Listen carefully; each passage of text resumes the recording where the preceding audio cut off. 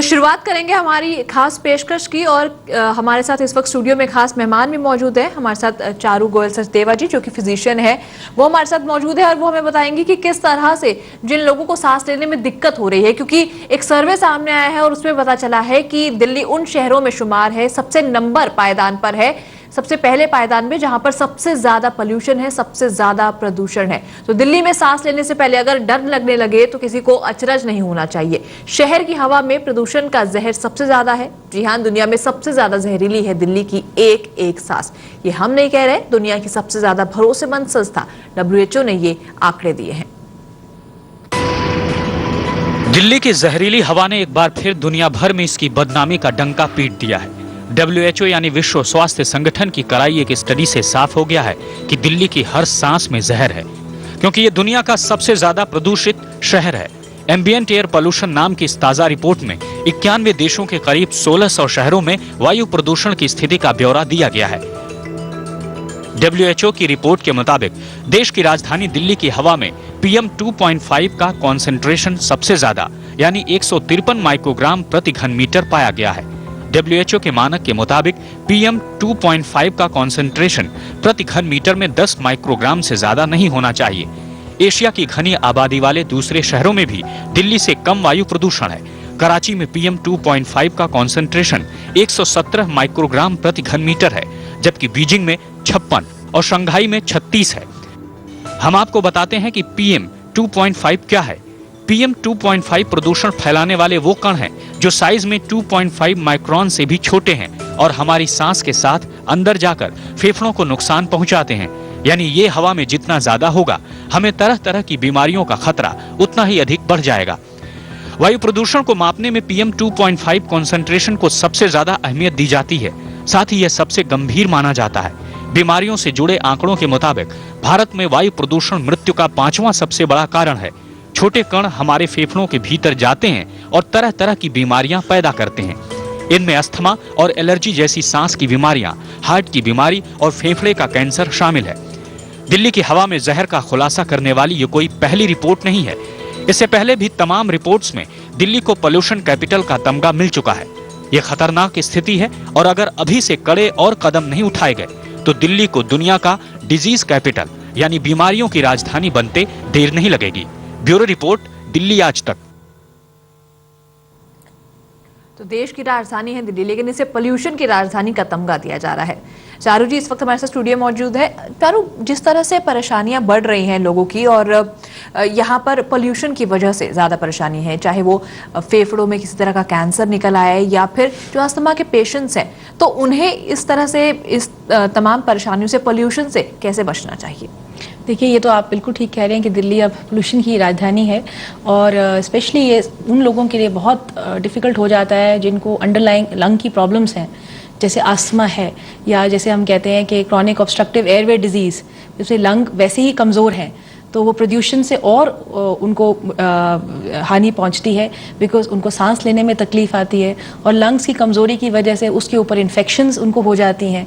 Lung को cancers भी ऐसी जगहों पे रहने में बहुत, अगर आपका एक्सपोजर है to pollution for a very long time, वो भी एक प्रॉब्लम बन जाता है। तो जनरली हम स्पेशली आज के समय में, क्योंकि पोल्यूशन है, लोगों ने काम पे भी जाना है, तो हम एडवाइस करते हैं कि जिनको लंग की प्रॉब्लम्स हैं कि कोशिश करें कि उस समय निकलें जब प्रदूषण ज़्यादा ना हो, हैवी ट्रैफिक एरिया ना हो, उस समय बाहर जाएं। ठीक है, this is of course very difficult because जिन्होंने काम पे जाना है उन्हें अपने समय पे जाना है ना, बट फिर भी अगर अवॉइड कर सकते हैं, या मेडिकेशन पे जो लोग हैं तो हम उनको कहते हैं कि इस समय अपनी मेडिकेशन थोड़ी स्टेप अप कर दें, ताकि इसकी वजह से जो अपनी इल हेल्थ है वो इतना ना सफ़र करें। जैसे हमारे आस्थमेटिक पेशेंट्स हैं, काफ़ी नेबुलाइजर्स पर हैं, इनहेलर्स पर हैं, तो उन मरीज़ों को हम कहते हैं कि अपनी मेडिकेशन थोड़ा स्टेप अप कर दें, थोड़ा अनईजी फील करें या दिक्कत ज़्यादा हो तो इमीडिएट मेडिकल हेल्प ले लें। जी चारू जी, छोटे बच्चों को किस तरह से पोल्यूशन परेशान कर सकता है? क्योंकि बच्चे स्कूल के लिए निकलते हैं, बाहर निकलते हैं खेलने के लिए, तो क्या उन्हें भी परेशान कर सकता है? बिल्कुल जी, आस्थमा तो छोटे बच्चों में भी होता है और बच्चे जैसे एज यू राइटली सेड निकलते हैं, इस समय निकलते हैं और इतनी ज़्यादा पोल्यूशन होता है तो एलर्जीज़ की भी प्रॉब्लम बच्चों में आ जाती है। ब्रीदिंग डिफ़िकल्टी आ जाती है। और अब तो जनरली कहा जाता है स्कूल्स भी इक्विप को रहना चाहिए कि भी उनमें अपने नेबुलाइजर्स हों, ताकि किसी बच्चे को सांस की तकलीफ हो रही है तो इमीडिएटली उसको अटेंड किया जा सके। ये बहुत इंपॉर्टेंट है बिल्कुल जी बच्चों में, और स्पेशली ये टाइम दोपहर का टाइम होता है जब इतना हैवी ट्रैफिक एरिया होता है, तो प्रदूषण से तकलीफ आ सकती है बच्चों में भी। चारू जी, ये पता लगाना भी बहुत मुश्किल है कि आखिरकार ये किसी को कोई परेशानी हो रही है तो वो पोल्यूशन की वजह से ही हो रही है। तो इस स्थिति में किस तरह से पहचाने कि कैसी परेशानी हो रही है और इसकी वजह क्या है?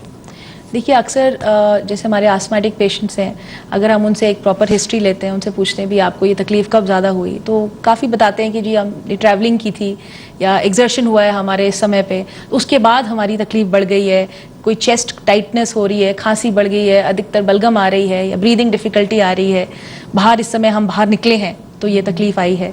तो वो उनसे हम हिस्ट्री में भी पता कर सकते हैं भी ये बाहर जाने से या इस टाइम पे जाने से ये तकलीफ आई है। जी चारू जी, अब घर से बाहर क्योंकि सबने निकलना है, काम पे जाना है, तो ऐसे में हालांकि हमेशा पॉसिबल यहाँ पर नहीं होता है कि उस समय निकले जब पोल्यूशन कम हो, जहाँ पर जिस वक्त पीक आवर्स ना हो, लेकिन अगर आपको घर से बाहर निकलना है तो क्या कुछ अपने साथ लेकर निकले ताकि इस तरह की परेशानी ना हो? बिल्कुल जी, अपने साथ अगर आप कोई किसी किस्म का डिवाइस यूज़ कर रहे हैं, जैसे इनहेलर्स, अगर आप आस्थमेटिक हैं तो वो ज़रूर अपने साथ रखें, या आप किसी लॉन्ग ट्रिप पे जा रहे हैं जहाँ आपको लगता है समय लग जाएगा, अपने साथ अगर आप एक चाहे नेबुलाइजर किट भी रखें अपने पास तो वो भी ऑफ इम्पॉर्टेंस हो सकती है। कई दफ़ा जब एक्यूट अटैक पड़ता है तब उस समय इनहेलर लेना डिफ़िकल्ट हो जाता है, तो नेबुलाइजर अगर आपके पास है आप उसमें दवा डाल के ईजिली नेबुलाइज कर सकते हैं, और एक इमीडिएट अटेंशन, एक तरह से मेडिकल अटेंशन आपको मिल सकती है, आपको एकदम से आपके सिम्टम्स को रोका जा सकता है। तो अपना ये जो ज़रूरी सामान है, अपनी ड्रग्स, अपनी मेडिसिन साथ लेके चलें, अगर स्पेशली एंटिसिपेट कर रहे हैं कि आप इस टाइम पे निकलेंगे जब आपको इससे प्रॉब्लम आ सकती है। तो चलिए, हमारे साथ चारू जी इस वक्त बहुत सारे कॉलर्स भी जुड़ रहे हैं। अगर आपके जहन में भी कोई सवाल है तो आप हमसे पूछ सकते हैं, आप हमें कॉल कर सकते हैं। हमारा नंबर लगातार फ्लैश हो रहा है टेलीविजन स्क्रीन पर। फिलहाल हमारे साथ आर.के. पुरम से पंकज जुड़ गए हैं। जी पंकज जी, बताइए क्या कहना चाहेंगे आप? जी नमस्कार जी। जी नमस्कार। मेरा ये सवाल है कि ये मतलब जब बाहर निकलते हैं धूप में तो एकदम से ना सांस लेने में दिक्कत होती है। ये बस में जब ट्रैवल करते हैं, इधर उधर जाते हैं तो मतलब सांस लेने में बड़ी दिक्कत होती है, मतलब सफोकेटिंग बहुत होती है, और ये प्रॉब्लम है। जी, ये इनकी दिक्कत ये है कि जब बाहर निकलते हैं तो सांस लेने में दिक्कत होती है, बहुत ज्यादा गर्मी है आजकल हो रही है, तो उसके लिए क्या करें? क्या इनको कोई मेडिकल प्रॉब्लम है, अस्थमा? क्या पंकज जी आपको किसी तरह की कोई मेडिकल प्रॉब्लम है? नहीं, कोई मेडिकल प्रॉब्लम तो नहीं है, बस ऐसे ही मतलब ज्यादा गर्मी पड़ती है तो उस वजह से बाहर जाते हैं, तो धूप की वजह से ज्यादा प्रॉब्लम होती है। धूप की वजह से प्रॉब्लम होती है। मैं पंकज जी डेफिनेटली कहूँगी कि एक तो आप बहुत सारा पानी वगैरह पी के निकलें, वो बहुत ज़रूरी है, क्योंकि गर्मी बढ़ती जा रही है, उससे डिहाइड्रेशन का भी एक खतरा बढ़ता है, तो पानी अच्छे से पिएं, ठीक है। और स्पेशली अगर बहुत गर्मी का टाइम है उस समय निकलना थोड़ा अवॉइड करें, है ना। जैसे अगर बाइक पे जाना है तो ज़्यादा उस समय ट्रैवलिंग थोड़ी अवॉइड कर सकें। बिकॉज अगर जाना ही है तो आप छाता लेके जाएं या कैप वगैरह पहन के जाएं, गर्मी से भी प्रिवेंशन करना बहुत ज़रूरी है। चारू जी, ये मैं आपसे पूछना चाहूंगी यहाँ पर कि कितने लीटर पानी रोज पीना चाहिए? और आजकल गर्मियों में क्योंकि हर जगह एयर कंडीशंस है तो सर्द गर्म से भी लोग बहुत ज्यादा बीमार होते हैं, उसके लिए क्या करना चाहिए? देखिए, कहते तो हैं 4 लीटर तक तो पानी ज़रूर पीना चाहिए, ठीक है। और ये अगेन डिपेंड करता है कि आपकी लेवल ऑफ एक्टिविटी क्या है। अगर आप किसी हैवी एक्सरसाइज में, हैवी एक्टिविटी में इन्वॉल्व हैं तो पानी ज़्यादा पीना चाहिए, और 1-2 घंटे में 1-2 ग्लास तो ज़रूर पी लेना चाहिए पानी। जितना पानी पिए उतना अच्छा रहेगा, बिकॉज वाटर लॉसेस भी होते हैं गर्मी में, ठीक है। और इसलिए आप जितना वाटर पिएंगे उतना ही अच्छा रहेगा। और प्लस आपको एक टेंडेंसी ये भी नहीं रहेगी कि चलो बाहर से पानी ले लेते हैं, है ना, पता नहीं वो पानी कंटामिनेटेड हो सकता है, उसमें इन्फेक्शन हो सकती है। अपने घर से ही पानी लेके निकलें। चलिए, एक और कॉलर हमारे साथ जुड़ गए हैं, पंजाबी बाग से हमारे साथ शिवा जुड़ गए हैं। शिवा, पूछिए अपना सवाल। शिवा, अपने टेलीविजन की वॉल्यूम कम कर दीजिए। Hello, good evening. Good evening जी। जी शिवा, बताइए। पूछना था, जैसे छोटे बच्चे होते हैं मैम, इनको कैसे बचाया जा सकता है मैम इससे, पोल्यूशन से? छोटे बच्चों को कैसे बचाया जाए पोल्यूशन से? छोटे बच्चों को पोल्यूशन से यही है कि उनको पहले तो लेके बाहर जाए ना जाए इस समय पे जब से सबसे ज़्यादा पोल्यूशन है, ठीक है। अगर हो सके थोड़ा सा उनका नाक मुंह कवर कर लिया जाए हैंकी के साथ, है ना। सिंपल सी चीज़ें यही हैं। बाकी बच्चों को तो अगर इस टाइम पे निकलना है बाहर, तो अगर कोई बच्चे को अंडरलाइंग प्रॉब्लम है, आस्थमा वगैरह है, तो इनहेलर अपना साथ में रखें, कि अगर दिक्कत होती है तो रास्ते में या नेबुलाइजर अपने पास रखें, साथ में उसको ज़रूरत पड़ सकती है तो वो यूज़ किया जा सके। चलिए, आप भी हमें कॉल कर सकते हैं। लगातार हमारे साथ चारू जी बनी हुई हैं। गर्मी से रिलेटेड या फिर प्रदूषण से रिलेटेड कोई भी दिक्कत आपके जहन में हो तो आप हमसे बात कर सकते हैं और हमारा फोन नंबर लगातार टेलीविजन स्क्रीन पर फ्लैश हो रहा है। एक बहुत छोटे ब्रेक के लिए यहाँ पर रुक रहे हैं, जल्द लौटते हैं।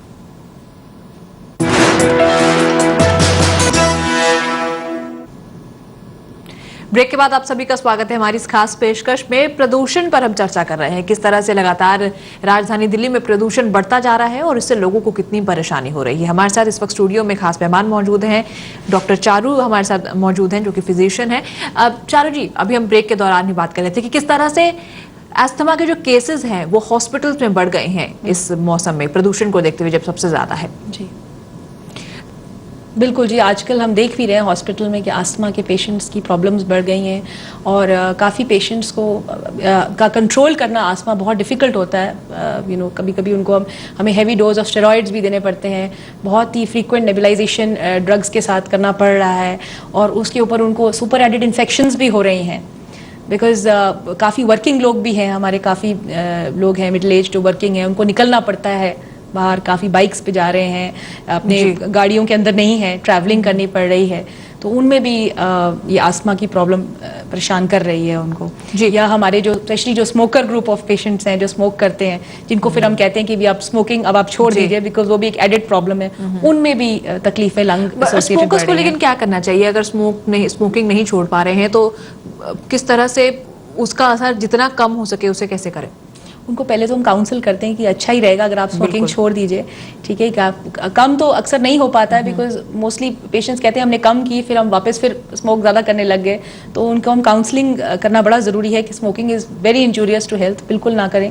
बाकी यही है कि अगर आपको लंग रिलेटेड प्रॉब्लम्स हैं, खांसी हो रही है, बलगम आ रही है, कोई बुखार आ रहा है, तो आप मेडिकल अटेंशन ज़रूर सीख करें। कोई चेस्ट टाइटनेस हो रही है, ब्रीदिंग में डिफ़िकल्टी हो रही है, वीजिंग हो रही है जैसे, तो उसमें आप ज़रूर मेडिकल अटेंशन सीख करें कि प्रॉब्लम तकलीफ बढ़ ना जाए।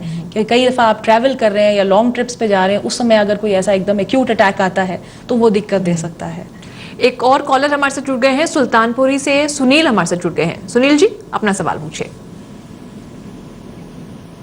हेलो जी सुनील जी, अपना सवाल पूछ सकते हैं आप। हेलो जी, आवाज आ रही है। हाँ जी, जब भी बाहर निकलता हूँ जी तो मेरे वो चक्कर से आते हैं, पूरे बदन में कांटे कांटे चुभते जी। बाहर निकलते हैं चक्कर आता है आपको? हाँ जी जी चारू जी, हीट स्ट्रोक की बात जो हम कर रहे थे, बाहर निकलते हैं क्योंकि इतनी ज्यादा गर्मी है, चक्कर आता है, क्या किया जाए? मैं सुनील जी डेफिनेटली आपको कहूँगी कि आप एक तो बहुत सारा पानी पी के निकलें, ये बहुत ज़रूरी है, और अपना सर कवर्ड रखें, कैप लें या अम्ब्रेला लें क्योंकि गर्मी बहुत तेज़ी से बढ़ रही है और इसका हेल्थ के ऊपर काफ़ी नुकसान होता है, स्पेशली डिहाइड्रेशन, पानी की कमी होना, ठीक है। तो पानी का इंटेक अपना अच्छे से रखें। आप लाइम वाटर ले सकते हैं, कोकोनट वाटर ले सकते हैं। ऑफ कोर्स एरेटेड ड्रिंक्स के लिए हम एडवाइज़ नहीं करते हैं, बट जितना भी आप वाटर इंटेक रखेंगे, स्पेशली अगर आप उस समय अवॉइड करें ट्रैवलिंग करना जिस समय बहुत तेज़ धूप है, दोपहर का समय है, थोड़े कूल आवर्स में ट्रैवल करें तो अच्छा रहेगा। जहाँ पे आपको लगता है थोड़ा अगर तबीयत ख़राब हो रही है, शेड में खड़े हो जाएं, तो वाटर इंटेक डेफिनेटली हेल्प करेगा। पानी वगैरह अच्छे से पिए तो शायद ये समस्या हल हो सकती है। जी चलिए, तो पानी ज़्यादा से ज़्यादा पिए। इसके अलावा कोकोनट वाटर आप पी सकते हैं, नींबू पानी आप पी सकते हैं, शिकंजी आप पी सकते हैं। अगर आपको किसी तरह का हीट स्ट्रोक हो रहा है, अगर आपको लग रहा है कि चक्कर आ रहा है बाहर निकलने से, तो पानी ज़्यादा से ज़्यादा पी कर निकले। फिलहाल एक और छोटा सा ब्रेक हम यहाँ पर ले रहे हैं, जल्द लौटते हैं।